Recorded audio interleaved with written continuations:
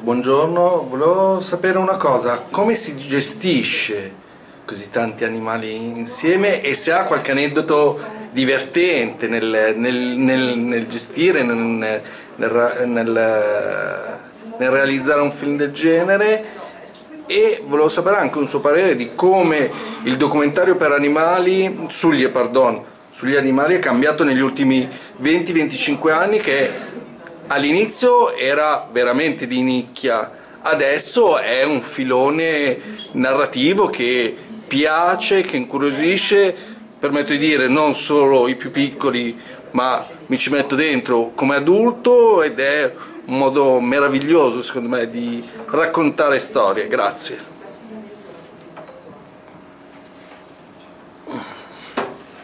Ouais, j'ai pas voulu spécialement faire un film sur les animaux, c'est-à-dire qu'ils sont là comme un... Ils font partie du décor et ils font partie de l'histoire. C'est-à-dire que il y a aussi ce changement de faune, ce changement d'être vivant qu'on rencontre quand on fait ce voyage-là, qui sont, quand vous connaissez l'endroit, qui sont des marqueurs du lieu où vous êtes.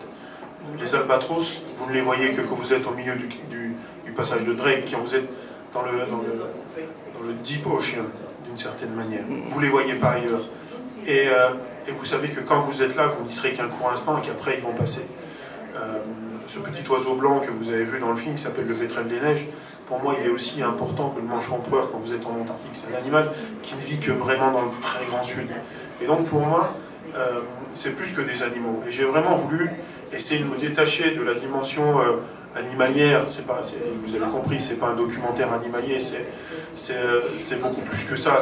J'ai essayé de retrouver du recul, voir les animaux non plus pour ce qui pouvait être la manière dont ils pouvaient être décrits, mais pour ce que symboliquement ils racontaient. Et c'est vrai qu'il y a un moment, moi je suis extrêmement touché quand vous descendez en Antarctique au début du printemps, que vous avez les mères phoques qui sont sur la banquise avec leurs petits. Il y a un sentiment de maternité qui est incroyable. Et pourquoi il est incroyable? Parce que tout autour est dénué, vous êtes dans le blanc, et vous dites, comment la vie arrive-t-elle à s'accrocher encore là? Et du coup, le fait de tout enlever, de vider le décor, soulève d'une certaine manière cette chaleur que peut dégager l'empathie qu'on a avec les mammifères, la notion de maternité. Ça c'est un exemple. Mais un autre exemple, c'est vous arrivez sur la banquise, comme on a pu le faire, et vous faites quelques pas avec les manchots empereurs, et vous vous dites, mais tu te rends compte de ce qui t'arrive là?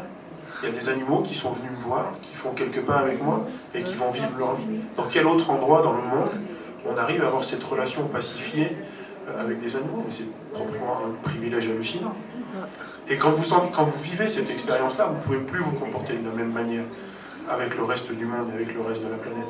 Parce que vous avez vécu ce moment de paix. Et le chose en retour, le paradoxe presque, c'est de se dire, mais il faut aller si loin aujourd'hui pour vivre ça. Et ça, c'est ce que je déplore, puisqu'on peut imaginer qu'il y a 30 000 ans, sur notre planète, ici, en Europe, les êtres humains vivaient avec une qualité de relation, bon, certes un peu différente, puisque basée sur un rapport de force un peu différent, mais c'est quand même de ça dont on parlait, quoi. Et je crois que se rappeler qu'il y a des endroits sur la planète où l'être humain peut vivre en paix avec les êtres vivants qui l'entourent est quelque chose qui mérite d'être souligné aujourd'hui.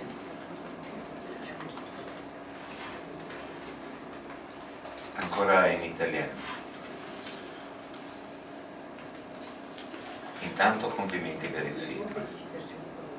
E la cosa interessante di questo film è che dopo la prima parte, che dopo la prima parte dedicata alla Patagonia, dove canta la poesia,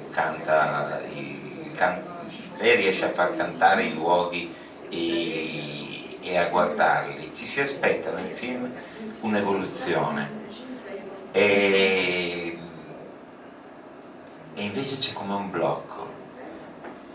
Io penso che a un certo punto, guardando quel bianco, vedendo quello scioglimento dei ghiacci e tutto, sia mancata una denuncia, la capacità di dire qui l'uomo ha combinato un guaio. E lei invece ha continuato con tentando di restare in quella poesia che aveva trovato nella Patagonia. Questo è il pensiero.